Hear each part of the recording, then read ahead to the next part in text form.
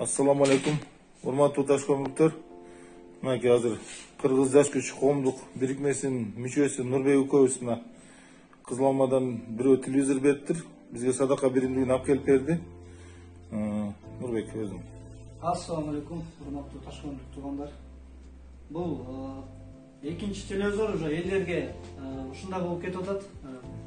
Кимиңиздерге керек болсо алып кетиңиздер. Муктаждык болсо. Бардыгы. Азыр бир телевизорду таш көмүрдө бир энегибизге бердик. Ушунчалык сүйүнгөндөн аябай баары кубанычтан. Ушундай үйдө анча-мынча телевизор, анча-мынча кийимдер болсо ушу садака биримдигине келип, ушул жакеттерди чыдап койсоңуздар, керек адамдар алат экен чынын. Рахмат, рахмат. Алла разы болсун. Келип, ушул тугайкенин офистерине алып келип чыдап кетиңиздер садака биримдигине. Терең ыраазычылык болсун, ошо Кызыл Алмалык эки акебиз азыр берип атат. Аттарын айтып. Аллах разы болсун. Терең ыраазычылык билдиребиз. Хорошо, рахмат угун. Ассаламу алейкум, урматтуу таш көмүлүктөр. Мынакей таш көмүр садака биримдигинин офисине кийим кечектер келе баштады. Өткөндө эки телевизор болчу, бирөөсүн бир энебизге алып барып коюп бердик. Эмне дейбиз?